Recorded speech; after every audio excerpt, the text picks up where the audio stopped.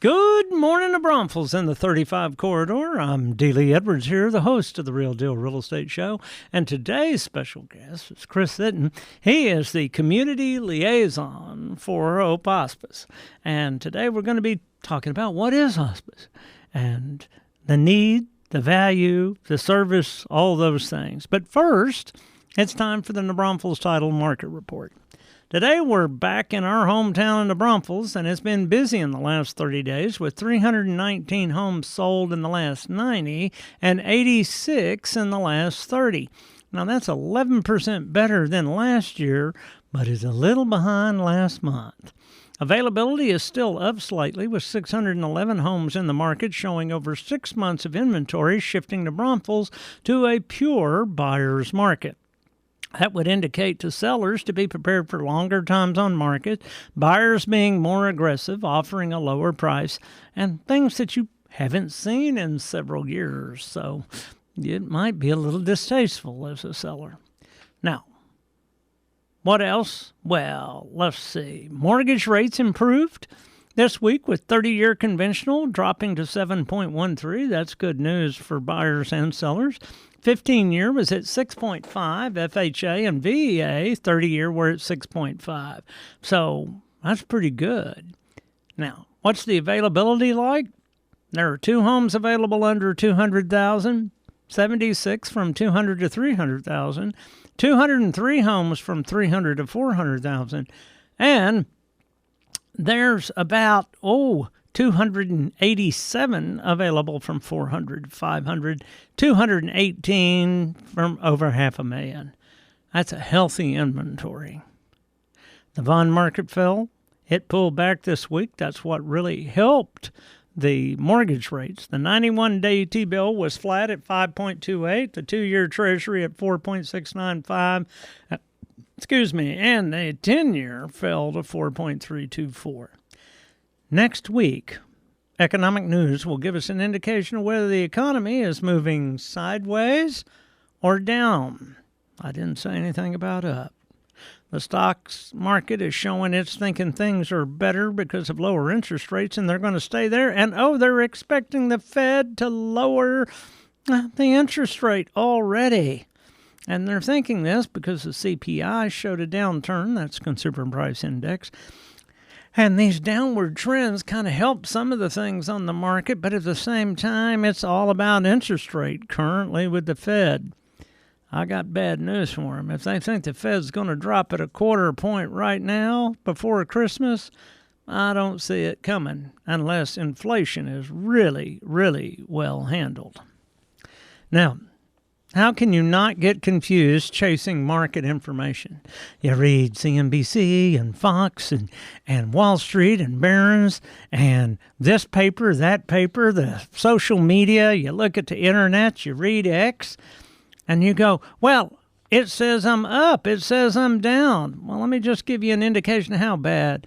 Pending home sales numbers dropped to a record low since 2001, according to the National Association of Realtors for the month of October, while the mortgage bankers said applications for new home purchases were up. Well, they were up this week. That doesn't mean they're up for the year and the time. So when you look at this data, you might want to look at the time frame and who's quoting it. Wow. 30 days can make a difference. Hey, what does Tennessee and Texas have in common? Loads of migration from people from out of state, which, by the way, we had that migration between Tennessee and Texas prior to the Civil War and after the Civil War. So we're connected by the hip with our ancestors, and now we're connected by growth. See, Tennessee's getting a big surge too, and Nashville, their prices are rising. They have a shortage of housing. They've got all the same problems we've been experiencing in the last 7 years. So, congratulations, Nashville. That's always fun. Now, lower interest rates is strong evidence that folks are going to be spending more money on housing. But right now, they're spending the money on home improvements and staying in their homes. Home Depot and Lowe's and all those are benefiting. Now, that probably will change if the interest rates drop a little more by spring. But right now, some of the best houses that could be in the market are just being rehabbed for people to stay in. Oil prices were up this week with West Texas Intermediate at 76.88, and that's still $5 below where we were in November. That should help keep fuel prices steady at the pump.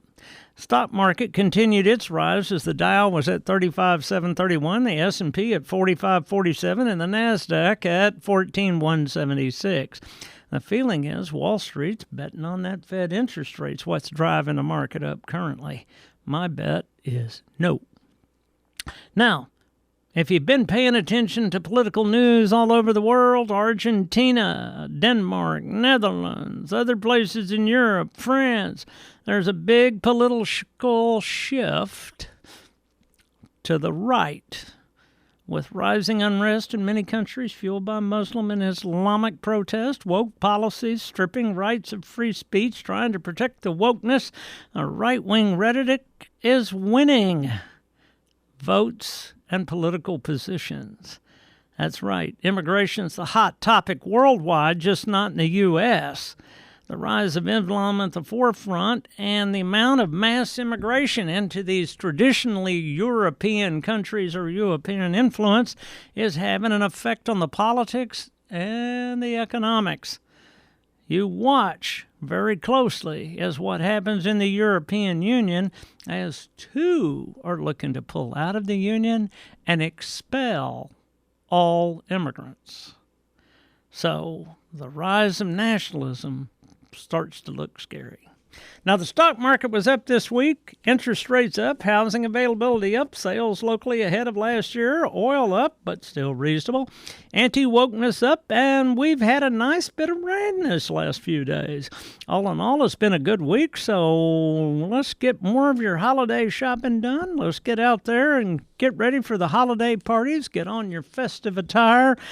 Get ready to overeat, overspend, overindulge, and then start your diet the first of the year. That'll last about 30 days. Anyway, the thing to make it better, though, right now, if you want to make the economy better, go buy a house. It always helps everybody. Home Depot and others. So that's the real deal for December 2nd, 2023. And oh, by the way, happy birthday to my mother, Kalodidish Porter. Now, we'll be right back on the Real Deal Real Estate Show with our special guest, Chris Sitton of the Hope Hospice. But first, a few words from our sponsors. You're listening to the Real Deal Real Estate Show on KGNB 1420 AM and 103.1 FM. We'll be right back. And we're back on the Real Deal Real Estate Show, and our special guest today is Chris Sitton. He is the community liaison for Hope Hospice. How are you doing this morning? I'm doing great. It's great to be here. Well, great. Glad to have you on. Now, as a reminder, this segment of our show is brought to you by Meyer Heating and Air Conditioning, keeping you comfortable all year long. So, Chris, tell us about Hope Hospice. Well, I would be honored to do so. I'm excited because we are currently in our 40th year. So it's a big birthday year for us. 40 years ago, volunteers in the community came together, saw a need in the community, and started Hope Hospice. And one of the things that I love about it is 40 years later, our board of directors is still volunteers from the community, along with so many other volunteers that help us out in the office and at our thrift store. So our clients, our listeners out there know, what is hospice care? You know, I think there's so much that goes into that question. And when I simply get asked from people on the street, if they see my name tag or something, I give this answer. I said, hospice is a gift. It's something that you give your family to help you and them through a really difficult time.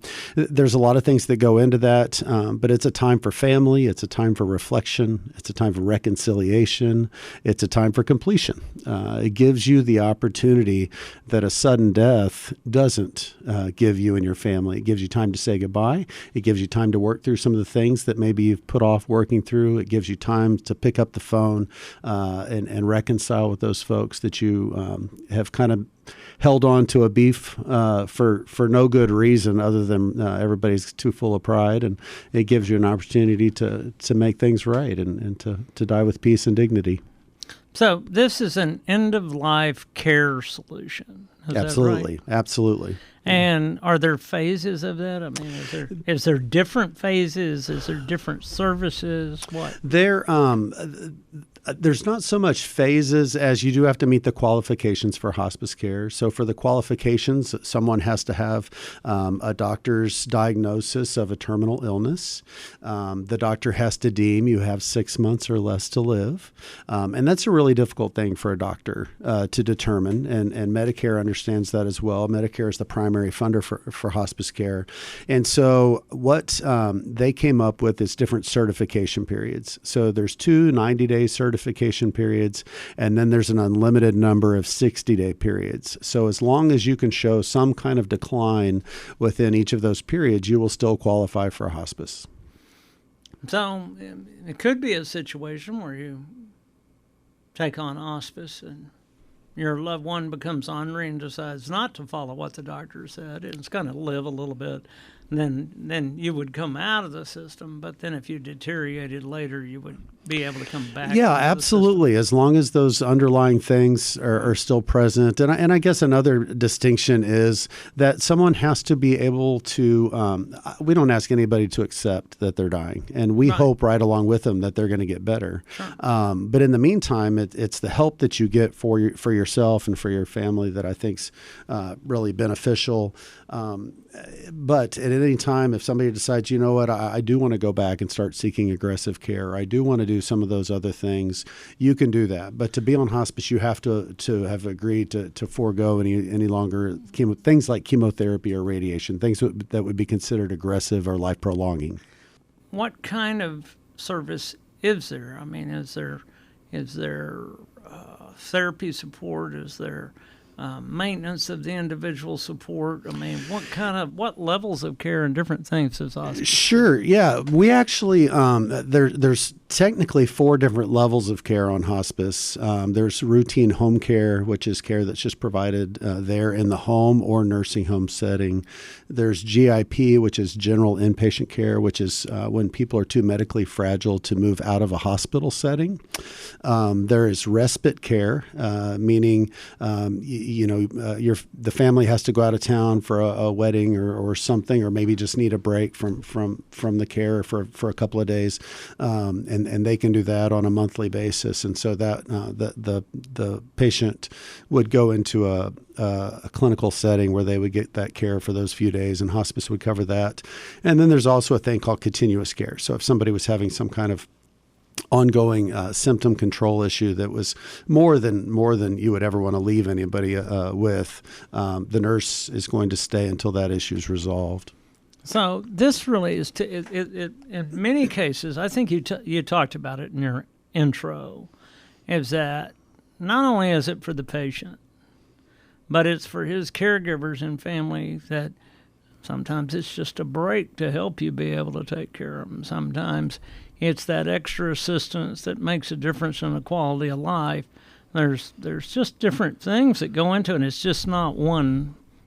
Absolutely, and it varies much a team approach. We I always tell people when I'm talking to them about hospice, the patient, the family, they're the ones guiding the ship. We don't force anybody to do something. We provide education, we provide support, and that support comes in a variety of different ways. Like I said, it's a team approach. So we have, in addition to the patient's own primary care physician, we also have a medical director that's available, 24/7, nights, holidays, weekends. We've got the RN care manager that manages the rest of the team that's coming out, which includes the chaplain, the social worker for emotional, spiritual care support, resources, and also CNAs, which help with bathing and some of the other things that need Certified nurse Yes, assistants. absolutely, that people need for daily assistance. I've been through some issues with some friends where hospice would have been so helpful, that if you don't activate hospice and you've got elder at end of life and they pass away without hospice or some other directives to know what it is, it really can become an awful crime scene instead of, I guess you would say, a more compassionate end. I think that's a great way to put it. Our goal in every case is dignity and a dignified death. And the dying process isn't always the most dignified thing. No, not at all. But when you've got folks that are coming in and helping address some of the symptom control issues and the other things that are going on, you really give that person and their family the best chance at a more peaceful passing.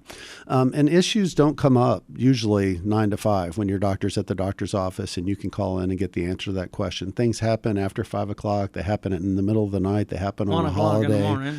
Yeah, on Thanksgiving Day. And one of the great things about hospice is that 24/7 support that you get. The nurse can come out. They can address those issues that come up.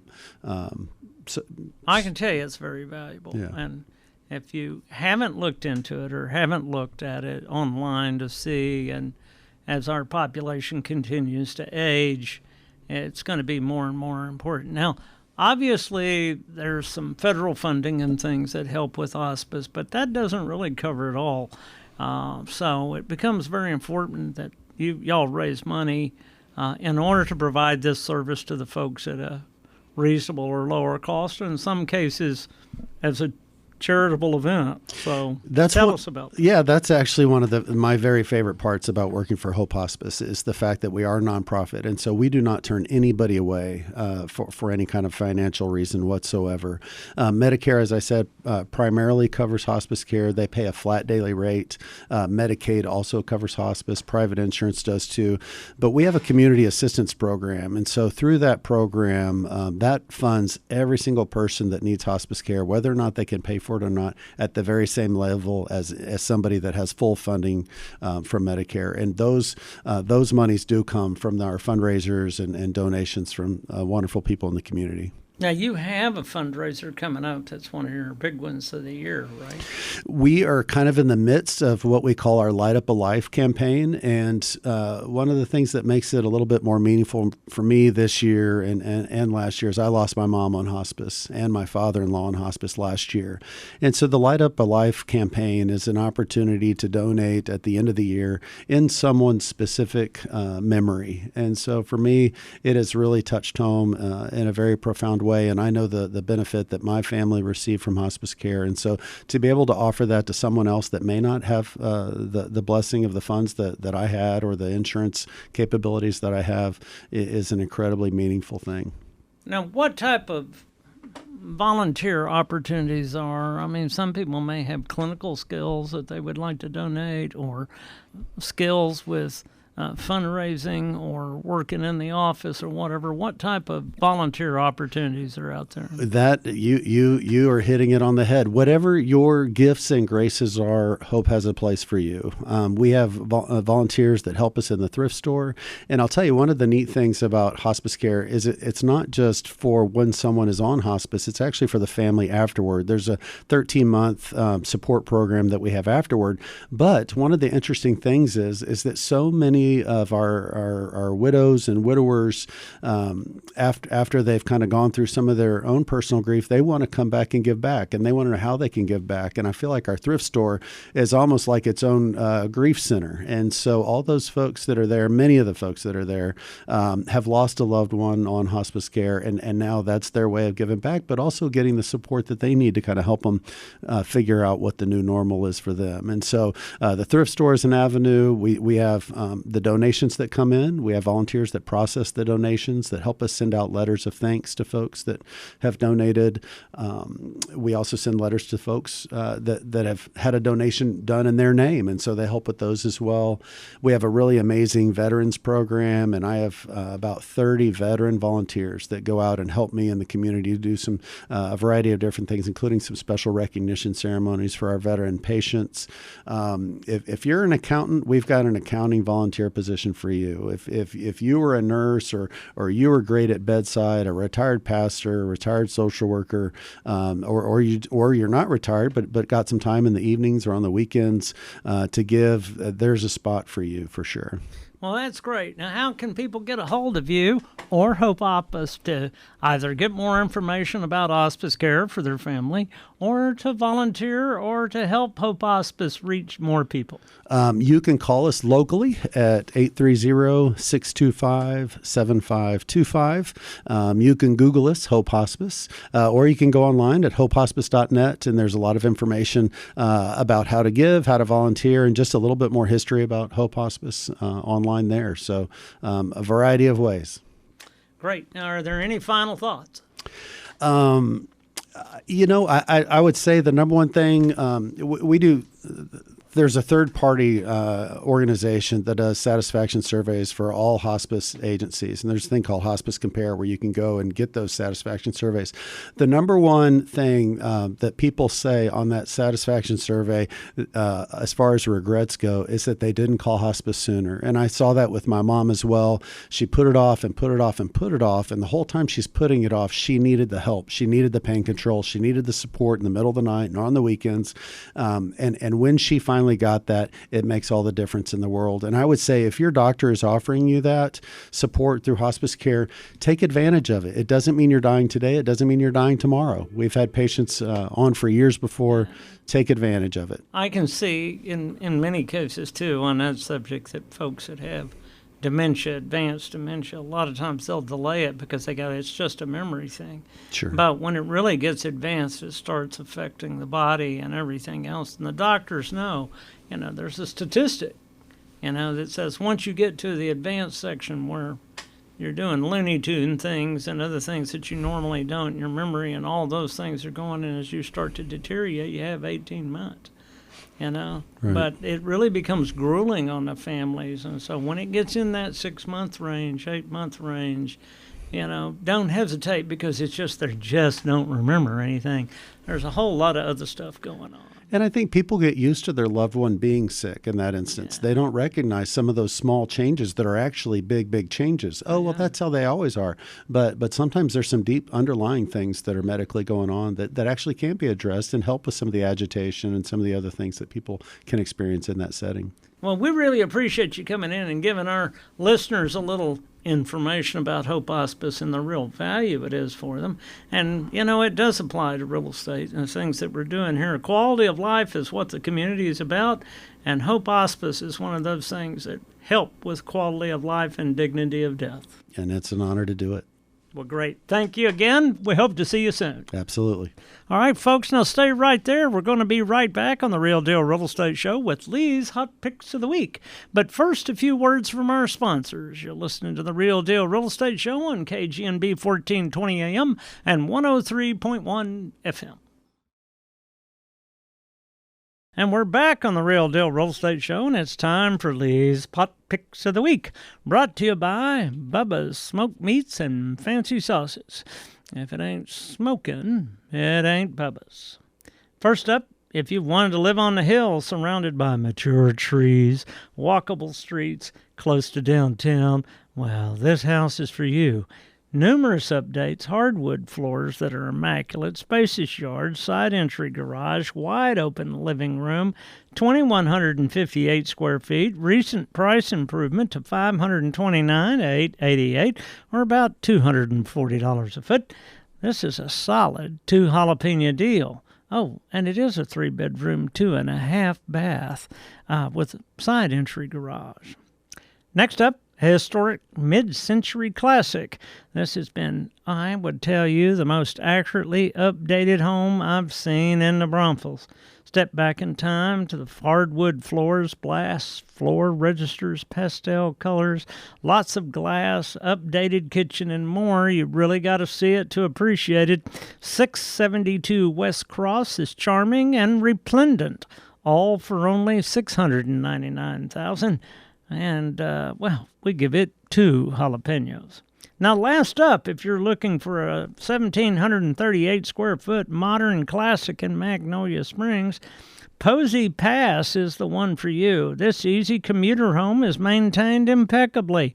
Open floor plan, tile and carpet, comfortable dining room, open kitchen and second eating area, large master bedroom, separate shower and tub, got a fireplace in the main living area, and a beautiful backyard covered patio with a view of the greenbelt and the ranch land directly behind. All of this for $334,888 or $192.69 a foot. We give it 2 jalapenos.